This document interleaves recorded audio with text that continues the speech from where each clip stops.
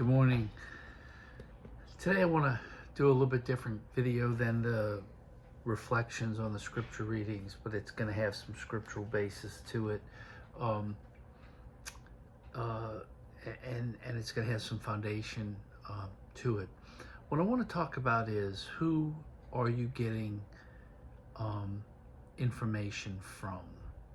This is a very interesting time to be alive with the internet, with Wikipedia, Google, and all these search engines. So I'm going to address search versus research. If you like this video, share it far and wide, because this is one of those videos that can have a profound impact on people's lives. Search versus research.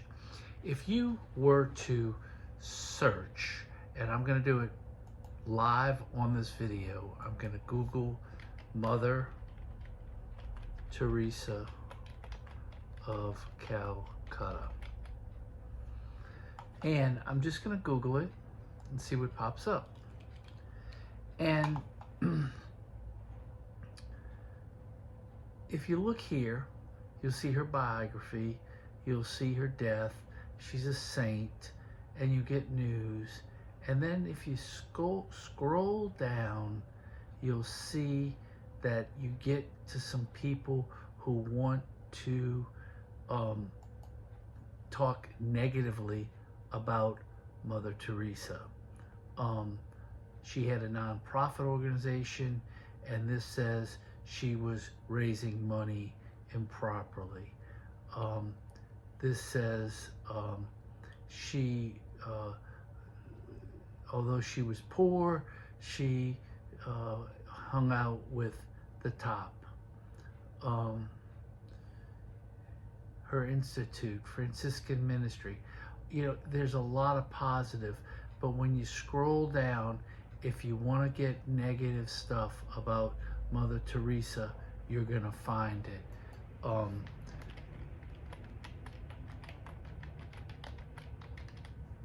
And if you want negative information, here it is.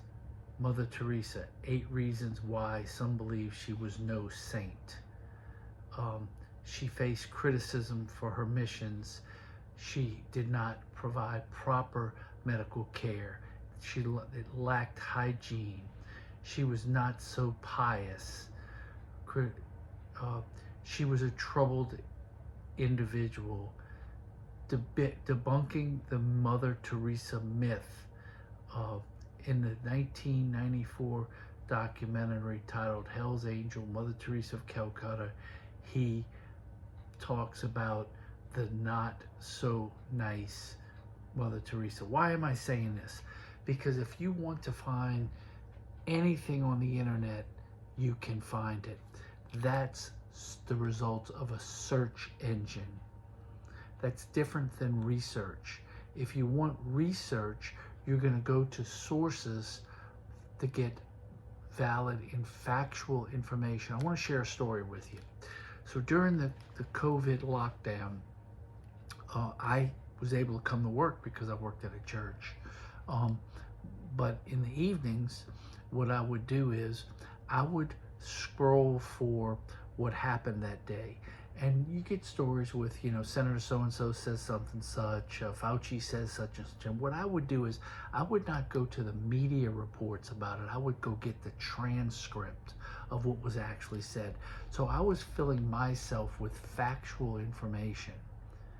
That is different than going to somebody that is telling you the information from their perspective of how to do it. That's what you get on the internet. People post. Wikipedia is information that people put there voluntarily. It's not researched information. It's really just hearsay information. So much so that if you're in a university setting and you're doing a report or a paper or your thesis, you cannot use Wikipedia as a source. It's not a valid source. Why am I bringing this up? Well, I had a situation one time where I was offering an individual an opportunity for me to mentor them into a business context. And that individual was told by a relative that you can't get into business for yourself. It costs too much money. If you don't have money, it takes money to make money. If you don't have enough money, your business is going to fail. That person had never spoken to me or any of my business partners, never researched our program, didn't realize that we provide, number one, free access to a business platform, which includes a website, that we provide free mentoring and counseling in business relations, that we provided hands-on assistance to teach them.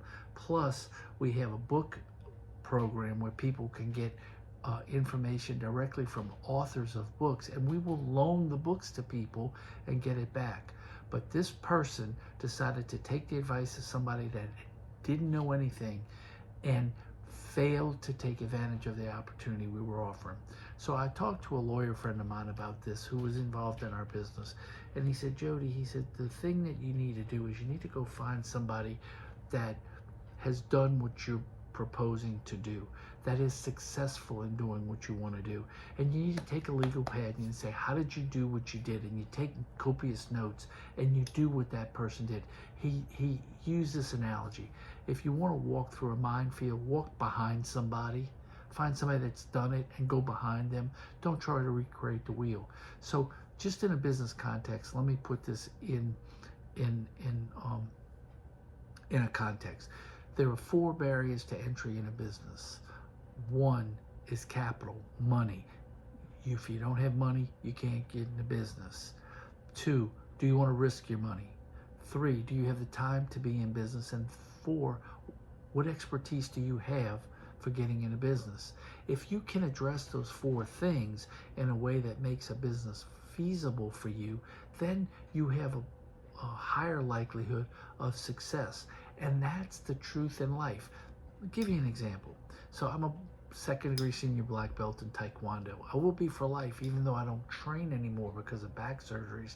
I hold that recognition forever. I got a picture on my wall right there of me doing a flying side kick many years ago, but that's photographic evidence of where I was when I was a black belt. Okay, now when I started to train, if I knew that someday I wanted to be a black belt, would it have been better for me to go find somebody that was a black belt and say, can I do this? Or would it have been better to go to somebody that had joined, got a white belt, failed their first test and quit, who came and said, you can't do it, it's too hard. I did it, I tried it. I'm telling you, they work you so hard. You gotta do push-ups on your knuckles. You gotta do stretching exercises. You gotta work out 3 times a week minimum, maybe 4 or 5. It's too hard. You can't do it. If I'd gone to that person and that person told me that, I never would have got to my black belt. I needed to go to a black belt that said, you can do it. I've done it. You do it. If somebody has done something, then you can do it too. And that's the magic of getting your information from people who are where you want to be, who have done what you want to do. And when you want to do research, go to sources that are going to give you absolute information, statistical data about what you're doing, historical evidence of what you're doing.